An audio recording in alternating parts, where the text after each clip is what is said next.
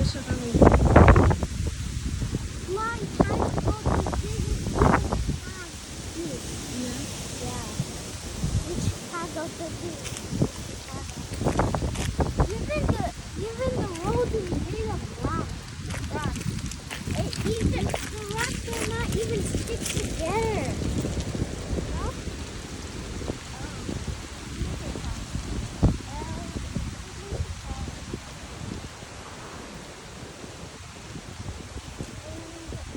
Family for 17 years. The house was first built in 1839 for someone else named Reverend Charles Dresser. And the Lincolns purchased it from him in 1844 for $1,500. It would have been 1.5 stories when it was first built. So the Lincolns did a lot of renovations. They built backwards and upwards. They built that whole second story onto the house. And so it looked a lot different when they left versus when they bought it. Ownership was transferred to the state of Illinois in 1887 so that they could take really good care of the house. And Robert Todd wanted someone to make sure there was not an admission fee being charged to go through the house. And then the National Park Service would take ownership of the house in 1972. And then they would spend a couple of years purchasing and restoring this whole 4-square block neighborhood and restoring it all back to Lincoln's time. So we'll go ahead and go inside. I know it's like really windy, so watch your step on the stairs. We're gonna go off to the left-hand side.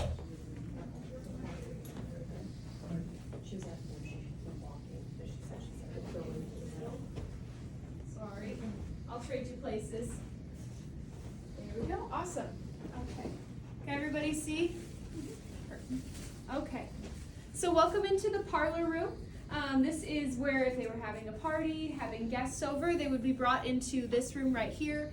This is definitely one of the fanciest rooms in the house. Those illustrations on the floor, there's one on this side and one on this side. Those were done in 1861 for Frank Leslie's illustrated newspaper, and that was to show the country how the president, Abraham Lincoln, was living at the time. But those were also how it was easiest for us to recreate these rooms as best as possible to what the Lincolns would have had. And so you can see it in the pictures as well as around the room. All of that black upholstered furniture is original to the Lincolns, meaning it belonged to them. As well as the marble top table up at the front of the room. Right behind me, this is called a whatnot shelf.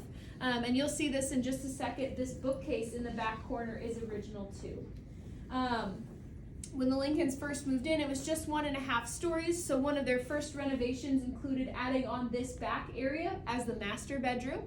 And this is where their 3 youngest sons, Eddie, Willie, and Tad, were born. And it's also where Eddie would unfortunately pass away just before he turned 4 from tuberculosis, and his funeral was held in the front half of the parlor here. But then when the Lincolns renovated in the 1850s and they moved all the bedrooms upstairs, this became the back half of the parlor. They installed these big double folding doors right here, which are original, as well as all of the interior doors on this first floor. They're the same ones. Also in this room, this is where Lincoln would host some men from Chicago who were members of the newly formed Republican Party. And they would ask him up here in the front half of the parlor if he wanted to be their candidate in 1860 for president. And I think that's kind of a fame problem. Oh, sure. And are you okay to go upstairs? Or would you like to let you out The kitchen. Yeah. Okay. So. I can do it. Takes a while.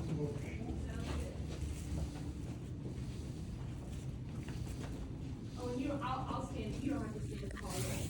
I was just gonna do that. Oh, no, it's okay. And yeah, we definitely are probably gonna have to fill in. Oh yeah.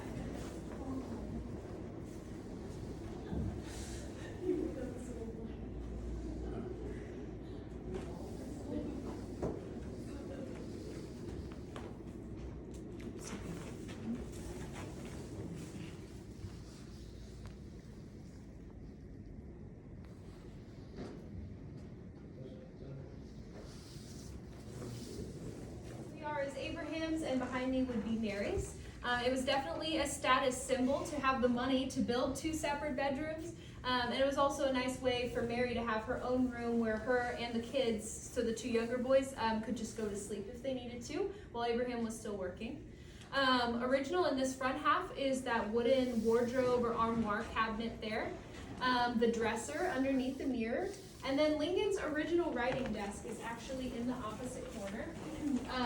That was something he got when he was starting to make a name for himself, and it was definitely something that he used a lot.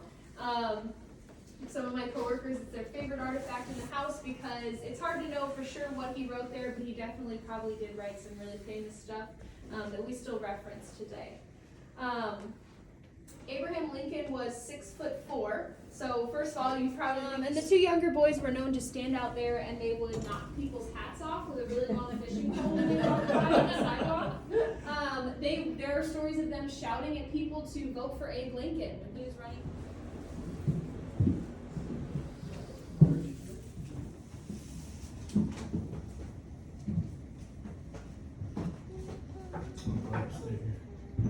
And I'll stand right next to you here on the first step. Okay, so this room is the kitchen. In here, the only original thing we have is actually the black cast iron stove right there in the middle. It was made in Buffalo, New York. It would have gotten to Springfield on a train, and Mary would have actually ordered it from a magazine. And it weighs 600 pounds, so that's how you know that it's all cast iron. That also cost $20, which if you remember, the stereoscope in the other room also cost that same price, which is kind of an interesting comparison for what they were spending their money on. Even though it's not original, there's a nice antique in the corner that's something Lincoln's would have had similar. In this right-hand side, it's a wooden box with the lid up. That is called a dry sink. So it's like a sink today, except you're not